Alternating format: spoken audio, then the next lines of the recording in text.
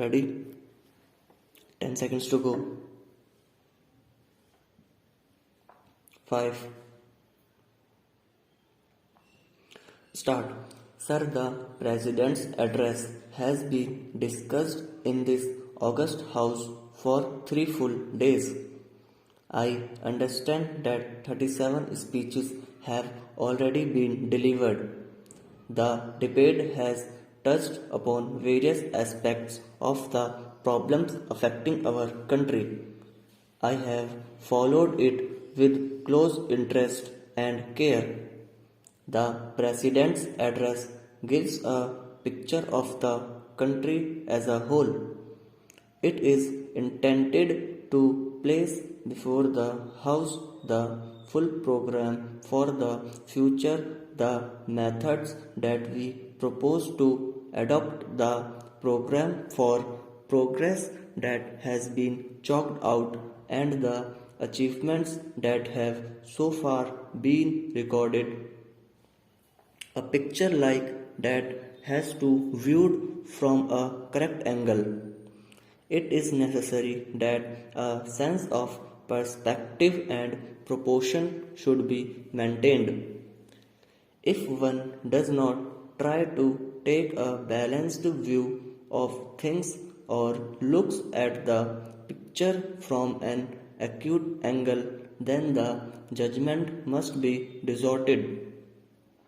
One should not allow his vision to be obstructed by individual happenings.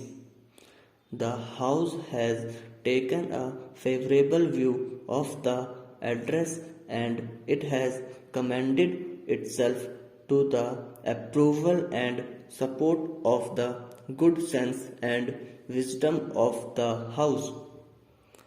I am grateful to the honorable members for their support in general to the basic policies which have been set forth in this address. During the last 6 or 7 years, there has been steadily a shift in the subjects that are dealt with the address. The economic and the developmental issues have been coming more and more to the front. It is but proper that it should be so. An underdeveloped country has to give first place to the problem's solution, of which will result in the satisfaction of hunger and the fulfillment of the needs of those who are suffering from lack of essential commodities needed even for bare subsistence. So, economic issues have naturally formed the most part of this debate, and various views about vital matters have been expressed, but basically all seem to be agreed. We want to establish a new rich socio-economic order, an order in which there will be a substantial share of the good things of life for everyone, and in which all will be bound by the bonds of goodwill. So, that is an objective which must necessarily appeal to every member of this House. Success will depend on increasing our production in all fields. We have to see that the advance towards social justice is not in any way hampered. For mere increase in production, unless it is accompanied by social justice, cannot result in equitable distribution. Even for providing adequate incentives, it is necessary that there should be a feeling in every man and woman in the country that there are better days in store for him or her. So, as we take these steps, we would have the active support of all who are in a position to work for the enrichment of the community. So, it calls not only for production but also for such measures as will ensure the welfare and goodwill of those who are in the backwaters today.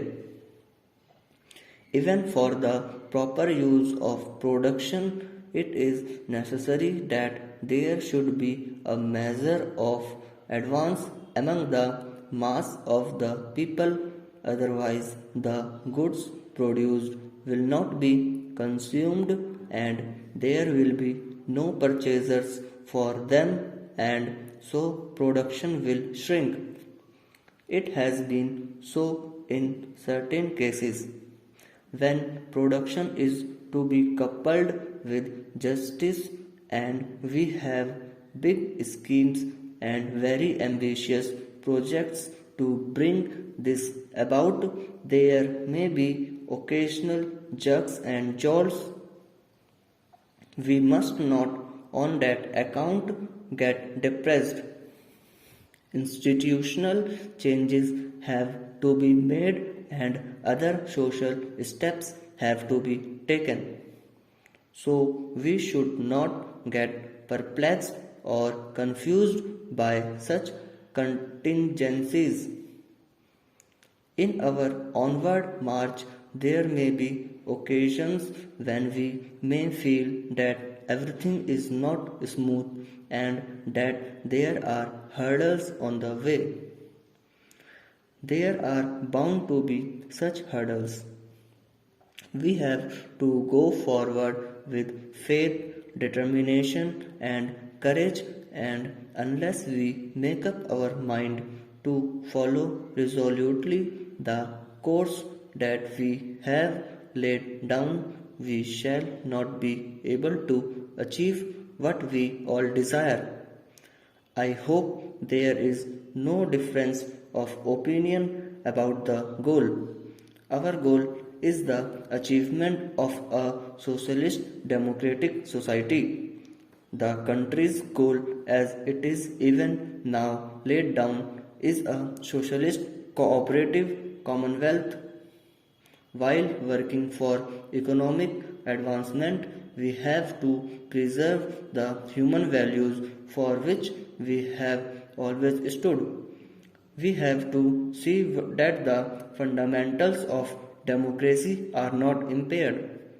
Progress can perhaps be accelerated and we can perhaps march forward even more quickly if we resort to coercive method, have little regard for those fundamental values which after all matter more than anything material, and if we forget the lessons that were learned by us in the days of our adversity. So we have to take care that the steps that we take care on regulated and sound lines.